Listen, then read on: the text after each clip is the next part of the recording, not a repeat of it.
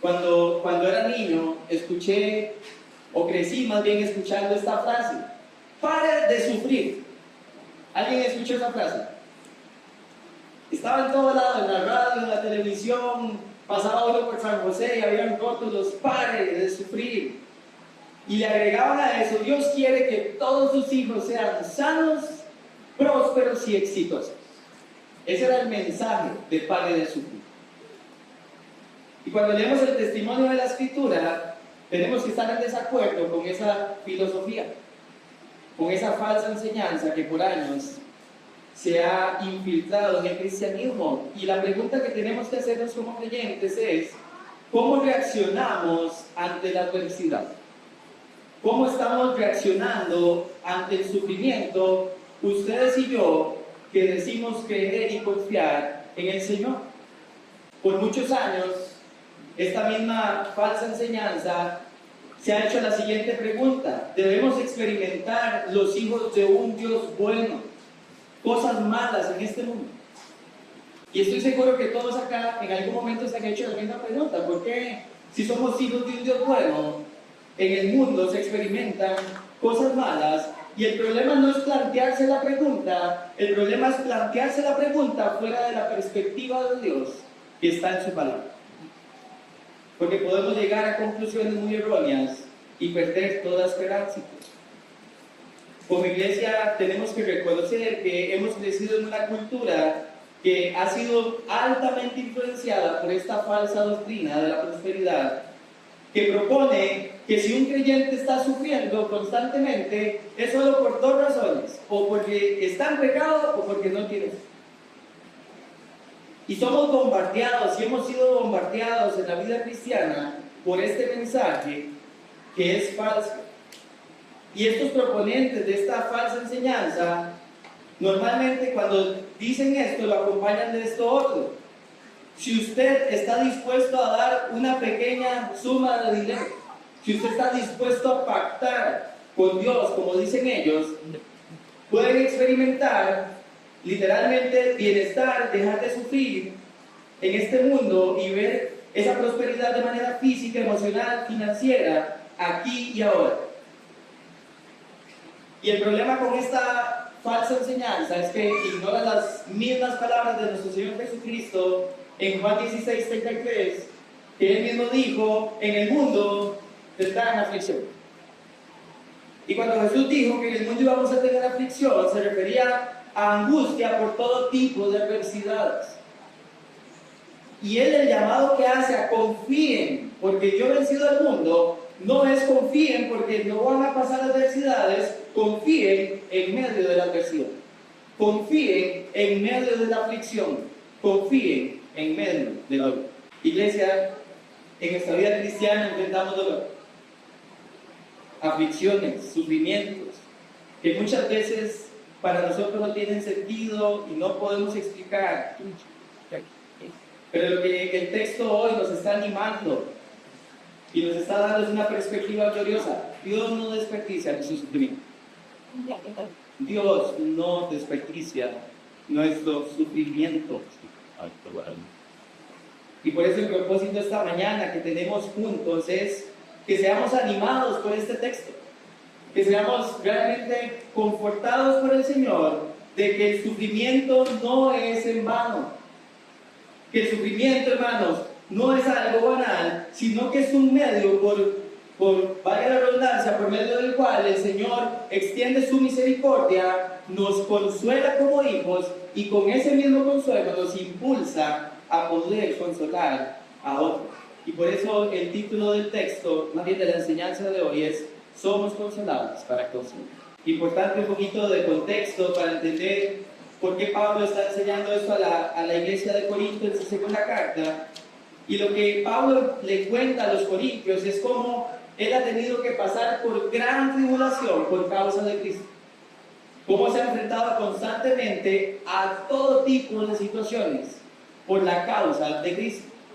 Y había algunos en Corinto que decían: Pablo no es un apóstol verdadero, sufre demasiado.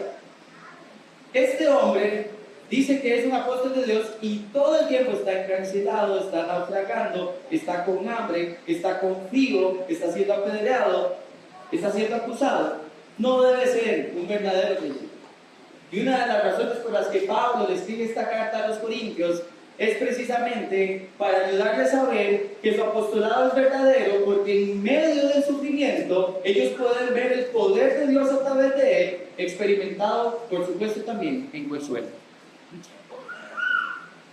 La cultura greco-romana admiraba a sus líderes por la fuerza y por el poderío que tenían, nunca por su debilidad.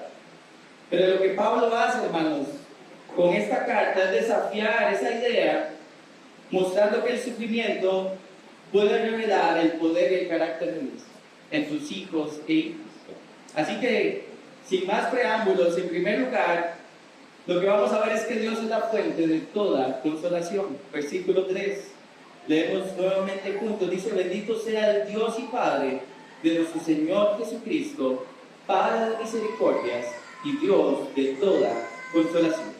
Y lo que Pablo empieza haciendo en el texto es exaltando al Dios y Padre del Señor Jesucristo.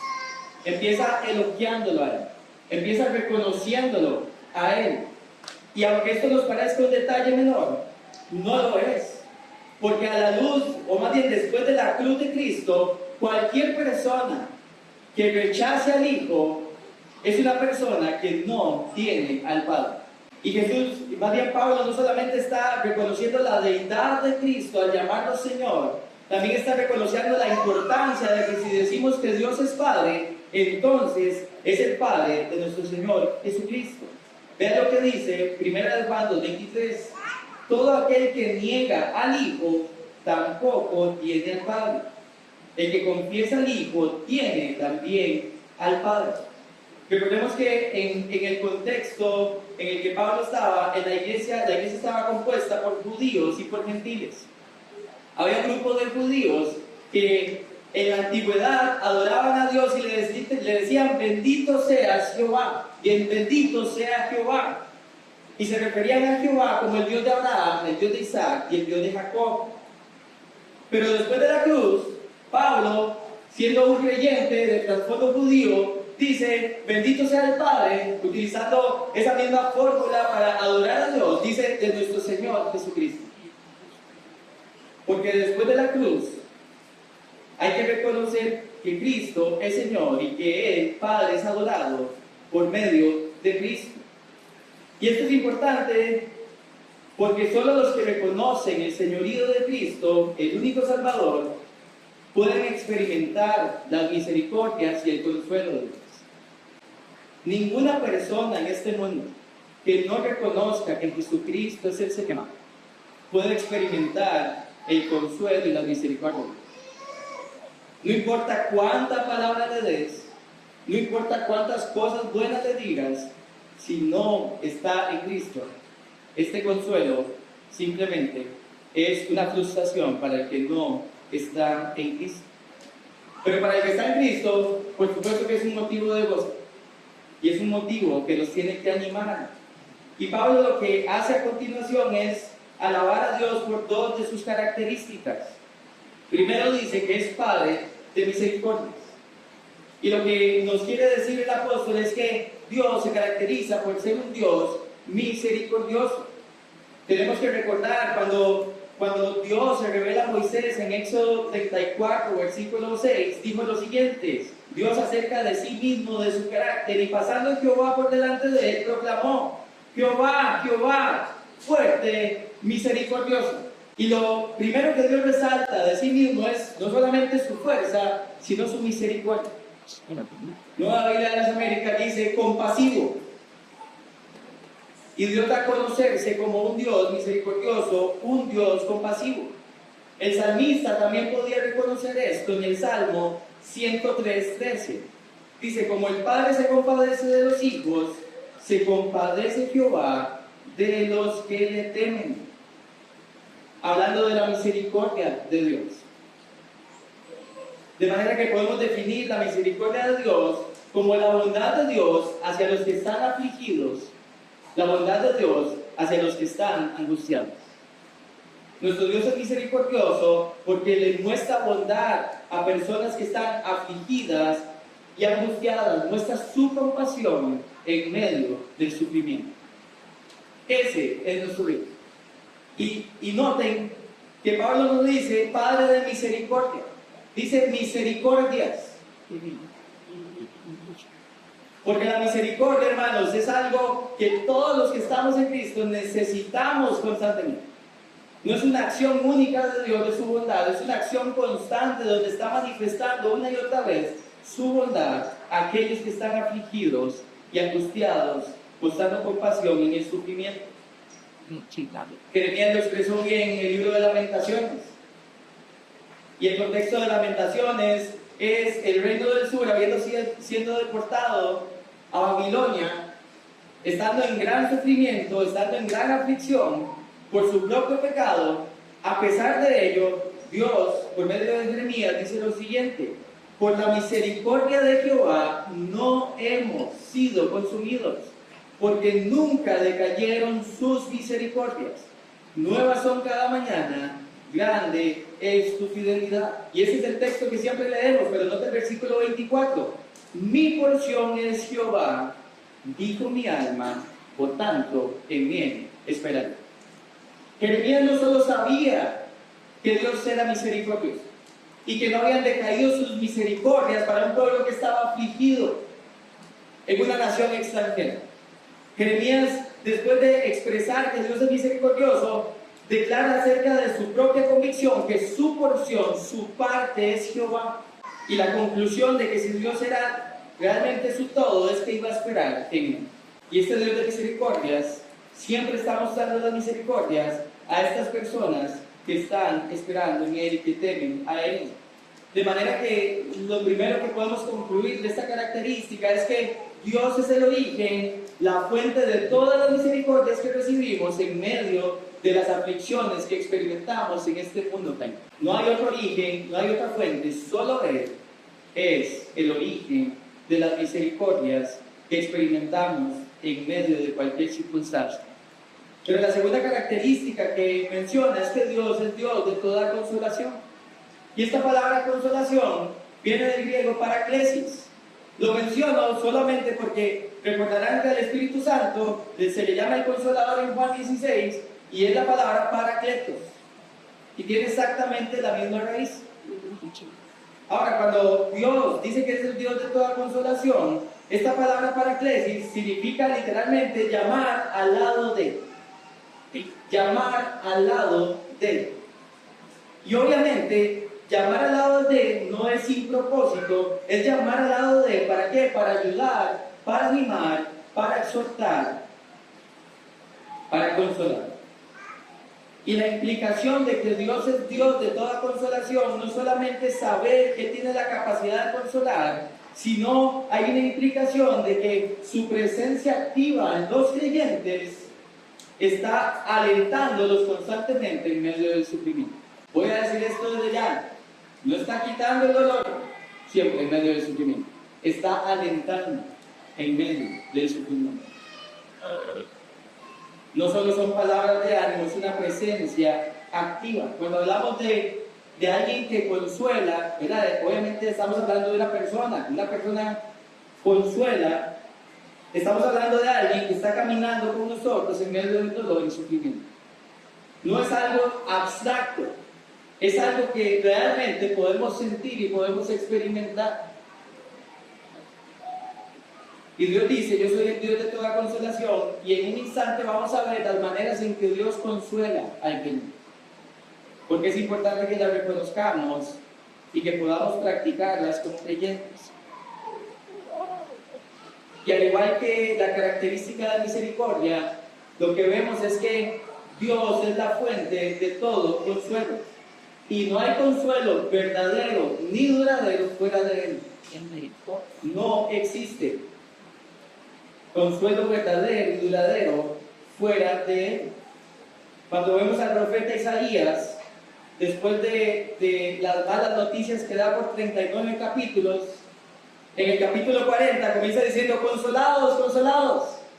Y en el capítulo 66 dice lo siguiente, versículo 13, Como aquel a quien consuela su madre, así los consolaré yo a ustedes. Y lo que quiero resaltar del texto es que Dios es un Dios de consolación. Lo fue en la antigüedad y lo sigue siendo hoy para su iglesia. Lo fue para el pueblo de Israel y lo sigue siendo hoy para su iglesia. Gabriel, como a las 5:30 de la mañana hoy, se despertó llorando. Y cuando él llora, siempre dice esto: papá o mamá, papá, mamá, ven. Y ahí vamos nosotros, algunos de los dos, a levantarlo. Mi amor, ¿qué te pasa? Lo había picado un zancudo, le pegó como 10 mordiscos. Ya el hombre estaba, pero harto, que estaba afligido por el zancudo. Lo alzamos y por supuesto nos quedamos con él o con esto, ¿no? Le transmitimos ánimo, le transmitimos consuelo en medio del dolor que él estaba experimentando. E igual nos pasa a nosotros como hijos de Dios.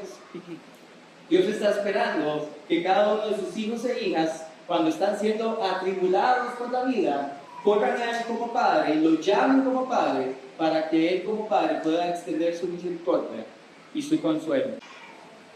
Apliquemos este primer punto, hermano. La primera pregunta que tenemos que hacernos es: ¿realmente creemos? ¿Realmente tenemos por cierto que Dios es la fuente de consuelo en medio de cada uno? Y es una pregunta que necesitamos responder honestamente. Porque de nuevo, saber que Dios es la fuente de consuelo y vivir con Dios como la fuente de consuelo son dos cosas muy diferentes. Cuando decimos que Dios es la fuente de consuelo, lo estamos experimentando, es porque realmente estamos confiando en Él. Porque realmente estamos depositando toda nuestra confianza en Él y no confiando en otros medios o en otros asuntos que nos parezcan sabios en nuestra propia opinión. Les decía al principio y lo vuelvo a repetir: vivimos en la época del paracetamol.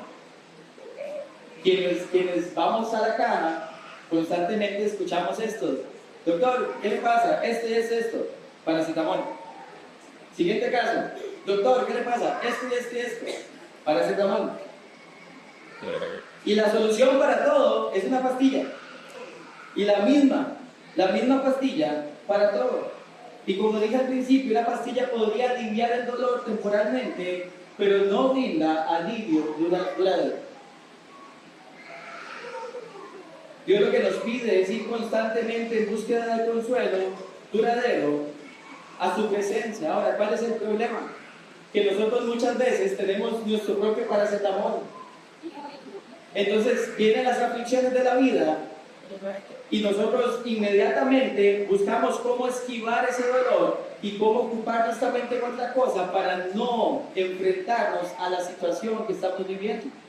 Entonces viene una situación difícil y yo, en vez de ir al Señor y refugiarme en Él y buscar consuelo en Él, corro al entretenimiento y busco formas, no necesariamente pecaminosas, de entretenerme para poder sobrellevar la situación que estoy pasando, y no como método secundario, sino como método primario, en vez de estar buscando el consuelo en el Señor. Vivimos en una cultura donde se nos vende esta idea de pensamiento positivo, pero la realidad es que como creyentes todos podemos en este lugar declarar que negar el dolor, el sufrimiento, no hace que se vaya. Negar que estamos padeciendo por causa de las tribulaciones de la vida no hace que el dolor se vaya. Y lo único que la Escritura nos da como solución para literalmente enfrentar ese dolor es el consuelo profundo y verdadero que solo Dios da. Y hacemos bien esta mañana, iglesia, si recordamos y reconocemos que sí, Dios es poderoso, amén. Pero Dios también es cercano y misericordioso. Y es la fuente de consuelo para sus hijos hoy. Y quiero animarte a pensar en qué circunstancias estás pasando. ¿Qué es lo que está hoy aquietando tu corazón? ¿Qué es lo que está generando hoy dolor? Que necesitas reconocer y dejar de negar para poder ir a la fuente de consuelo que es nuestro Dios. Y ese es nuestro primer punto. Dios es la fuente de consuelo. Y el segundo punto es que somos consolados para consolar ahora. Y lo que el texto nos da, hermanos, es no solamente la realidad de que estamos siendo consolados por Dios, sino de que ese consuelo tiene propósito. Vean versículo 4. Dice, el cual, ¿quién? El Dios y Padre de misericordias y de toda consolación, dice, nos consuela en todas nuestras tribulaciones. Y aquí está el propósito, para que podamos también nosotros consolar a los que están en cualquier tribulación, por medio de la consolación con que nosotros somos consolados por Dios. Y esta palabra tribulación, hermanos, literalmente en el original significa presión. Es cuando algo está presionando. Y obviamente esa presión que muchas veces es intensa, hace que el espíritu del ser humano se abrume y experimente angustia, aflicción y sufrimiento. Podemos expresarlo como aquello que causa dolor, como veíamos en la ilustración inicial. En otras palabras, cuando Pablo está afirmando que Dios nos consuela en todas nuestras tribulaciones, en todas las presiones de la vida que están generando aflicción y dolor, lo que Pablo está diciendo es sí, el creyente sufre en el mundo caído. El creyente sí que depende de su Señor, que camina con su Señor, que está honrando a su Señor, sufre en un mundo caído. Y en el caso de Pablo, no solamente sufría por la causa de Cristo, sino que también se sufre por los efectos del pecado en este mundo. Y por supuesto, los efectos del pecado tienen que ver con la muerte, tienen que ver con la enfermedad, tienen que ver con un montón de cosas que vamos a ver a continuación. Lo que vemos en el testimonio del apóstol Pablo es que en vez de amargarse por las diferentes tribulaciones de la vida, él ve un propósito redentor en el ser literalmente consolados y obviamente ser capacitados para consolar. Déjenme mostrarle por lo menos dos formas en las que el apóstol Pablo fue atribulado. Una está, lo puede anotar como referencia, en 2 Corintios 11, versículos del 23 al 27.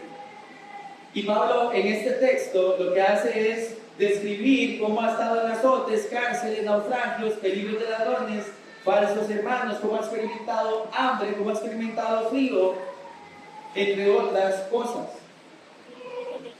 Y cuando vemos todas estas situaciones tan no deseadas en la vida, podríamos pensar que una persona que ha experimentado todo esto debería estar altamente deprimida. Debería estar altamente desesperada por su situación. Pero no vemos esto, hermanos. Al contrario, es un hombre que aun cuando todos lo abandonaron, como le dijo a Timoteo en una de sus cartas, que en una de sus defensas todos lo habían abandonado, afirma lo siguiente: pero el Señor estuvo conmigo y me fortaleció. Y él mismo nos ejemplifica cómo Dios mismo, Él es la fuente de consolación, como Él es la fuente de misericordia. Pero no solamente vemos que hay un consuelo de parte de Dios ante peligros físicos, también vemos que hay un consuelo de Dios cuando le tocó atravesar situaciones espirituales, emocionales. Vaya conmigo al capítulo 7 de esta misma carta, 2 Corintios 7, y vamos a leer en el versículo 4 en adelante.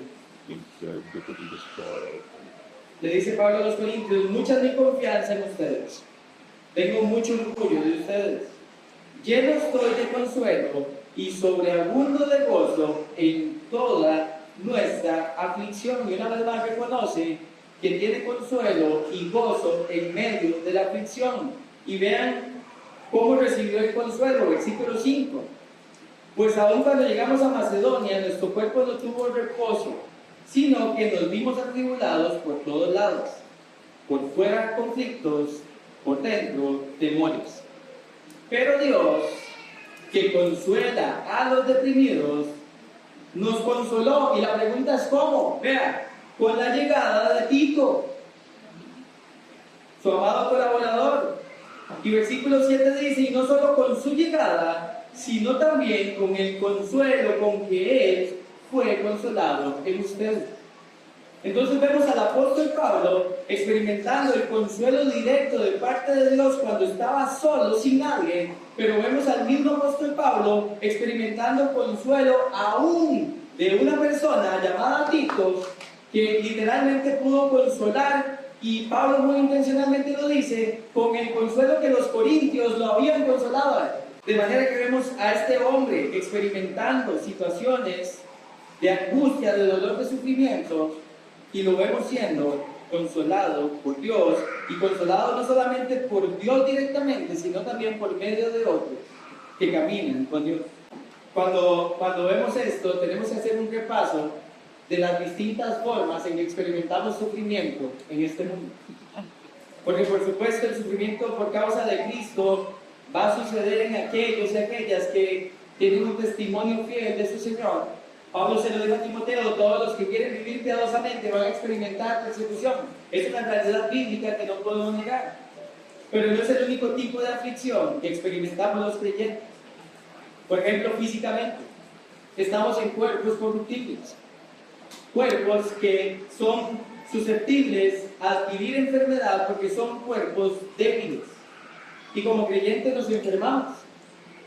Como creyentes tenemos accidentes. Envejecemos, perdemos ya habilidades con el paso de los años.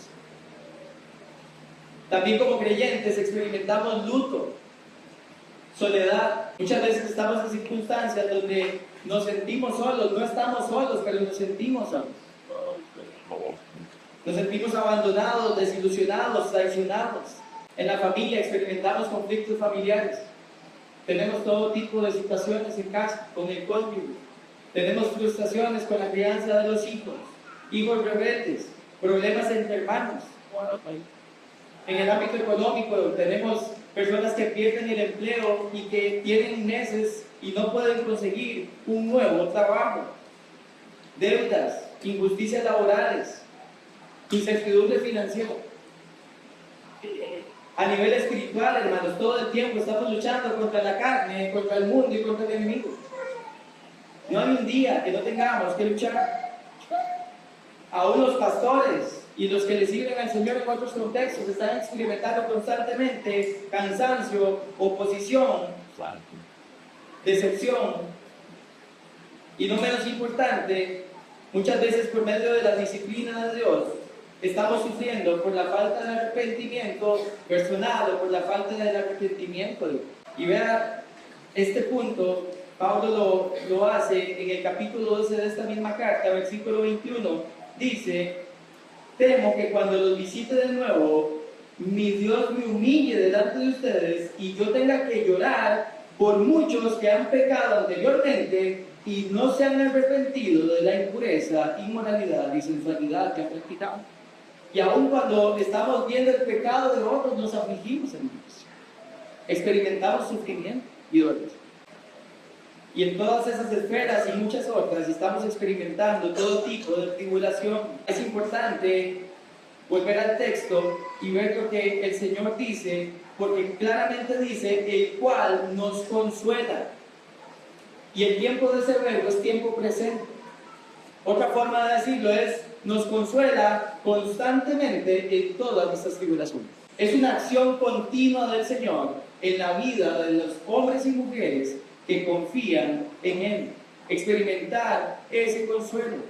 Y la pregunta que nos hacemos es: ¿cómo nos consuela? Y déjeme darle una lista de formas en que Dios consuela. La primera es que claramente Dios nos consuela por medio de su palabra. Vean lo que dice Romanos 15:4.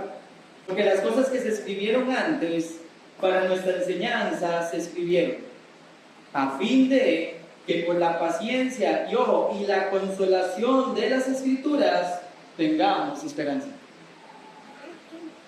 Que por medio de la consolación de las Escrituras tengamos esperanza. El salmista en el Salmo 119, versículo 50, dijo lo siguiente: este es mi consuelo en la aflicción, que tu palabra me ha vivificado. Me hace sentir vivo, literalmente. Y lo que vemos, hermanos, es que la Escritura Sabemos que un consuelo, ¿por qué? Porque la Escritura es la que nos recuerda quién es Dios, nos recuerda qué es lo que Dios ha hecho, nos recuerda qué es lo que Dios ha prometido. Y por tanto, al confiar nosotros en ello y al poder confiar en quién es este Dios, podemos experimentar un consuelo. Y ese consuelo, hermanos, no es consuelo de probabilidad, es consuelo real. Cuando hablamos de consuelo de probabilidad es cuando usted dice, ay, ojalá alguien viniera y me acompañara en medio de esta situación. Ojalá, eso es una probabilidad, puede que pase y puede que no pase. Pero cuando hablamos de consuelo real es que clamamos al Señor y Dios dice, yo te consuelo, y constantemente. Y podemos experimentar ese consuelo al refugiarnos en el Señor. Nos consuela por medio de su palabra, pero también por medio de su espíritu. Vea lo que dice Juan 14, 16 y 17. Y yo rogaré al Padre y os dará ¿qué? Otro consolador, para que esté con ustedes para siempre, el Espíritu de verdad. Y esta es la palabra que les decía ahora, cuando hablamos del consolador, refiriéndose al Espíritu Santo, es la palabra paracletos, que significa el que es llamado al lado para ayudar, para defender, para consolar. Y Dios, por medio de su Espíritu Santo, que mora en el creyente, está consolando constantemente al creyente. Este es el mismo Espíritu Santo que cuando estamos caminando literalmente llenos de su Espíritu, o sea, literalmente totalmente depositados en el Señor, el que produce paz, el que produce gozo en medio de toda circunstancia, porque es el fruto de Él, no es mi fruto. No es mi fruto. Hoy en día se usa mucho la palabra resiliencia. Pero hermano, la Biblia lo que dice es, usted tiene que vaciarse de usted mismo, eso es Efesios 5, para que pueda ser llenado del Señor. No se trata de ser resiliente, se trata de literalmente rendirnos al señorío de Cristo, confiar en la provisión de Cristo, para que en medio del dolor y la desesperanza podamos experimentar consuelo. Y hago otro punto en medio de estos dos, y es que la palabra y el Espíritu actúan en conjunto. Siempre están actuando a la par la una de la otra. Vean lo que Pablo le dijo a los tesalonicenses en su primera carta, versículo 6 del capítulo 1. Les dijo, recibieron la palabra en medio de gran tribulación, ojo, con gozo del Espíritu Santo. Y estas personas, en medio de la prueba que estaban experimentando como iglesia, recibieron la palabra de Dios en medio de esa prueba, pero con gozo del Espíritu Santo. Y están juntos, actuando, habilitando al creyente para caminar a pesar del sufrimiento. Pero no se queda ahí. También nos consuela por medio del cuerpo de Cristo. Y es lo que estamos viendo en el texto. Dice que somos consolados. ¿Para qué? Para que con el consuelo que recibimos podamos consolar a otros. Y Dios, hermanos, nos está constantemente consolando por medio de los unos a los otros. Gálatas 6:2 dice, sobrelleven los unos a los otros, los unos las cargas de los otros, y cumplan así la ley de Cristo. Cuando hablamos de los unos a los otros, no solamente se trata de que podemos orar el uno por el otro, no solamente se trata de que podemos hablar y escucharnos y animarnos el uno al otro, es mucho más que eso, es sobrellevar las cargas los unos de los otros. Y eso lo que requiere, hermanos, es una compasión. Eso requiere un amor por el hermano. Eso no es nada más ponerse al lado y quedarse ahí, es ponerse al lado porque lo amo, porque estoy dispuesto a sacrificarme por él. Hay personas en este salón que en distintos momentos de diferentes pruebas que han pasado hermanos de la iglesia han estado dispuestos a sobrellevar la carga. Los han ido a acompañar en casa en medio de la enfermedad, les han dado medicina, los han llamado por teléfono para ver cómo están y animarlos, los han ido a visitar al hospital. Hay personas que han estado ahí al lado, acompañando en medio de una vela, en medio del sufrimiento y del dolor de la pérdida. Y vemos constantemente la invitación del Señor a llevar las cargas de los unos a los otros, y a una iglesia que está siendo madurada por el Señor para sobrellevar esa carga los unos a los otros.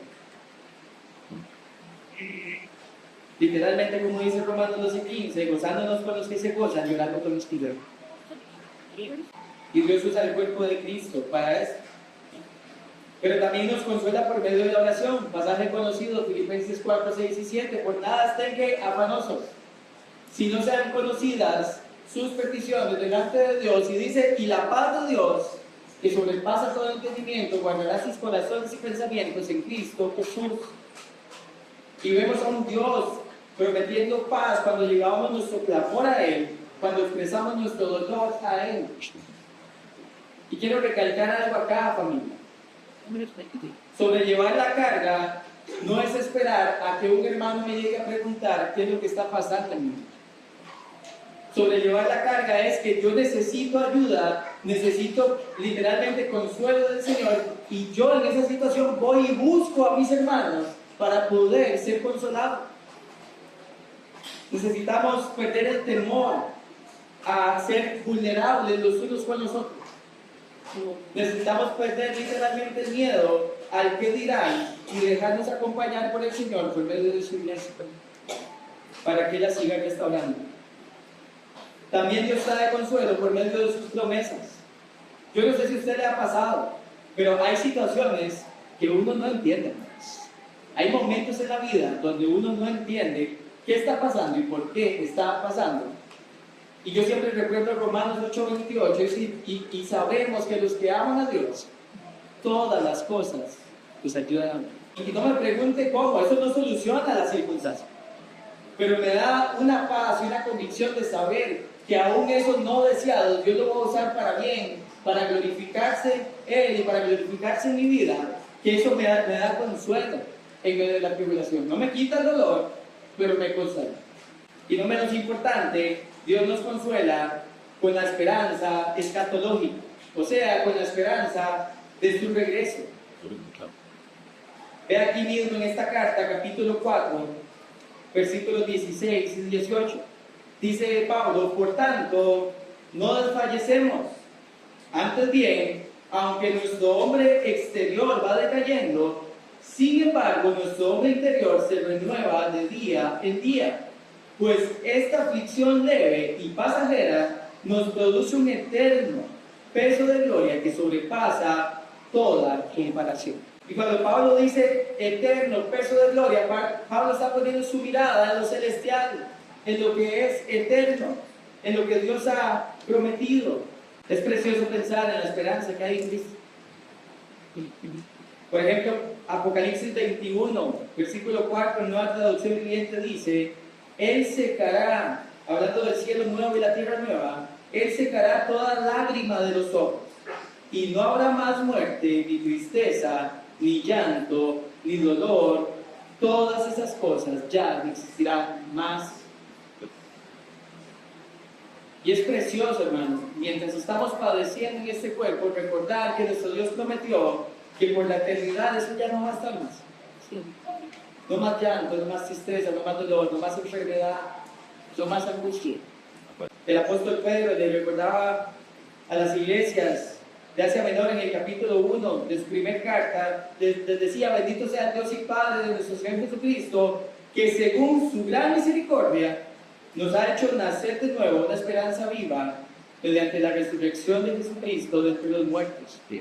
¿Para qué? Para obtener una herencia incorruptible, inmaculada y que no se marchitará, reservada en los cielos para usted. Esperanza eterna. Esperanza eterna que consuela al creyente en medio de toda tribulación. Y apliquemos este punto práctico. Dios está consolándonos constantemente,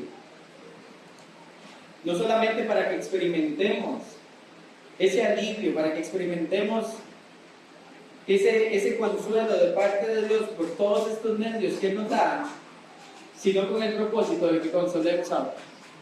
Y como dije al principio, hermanos, nuestro sufrimiento no es en vano.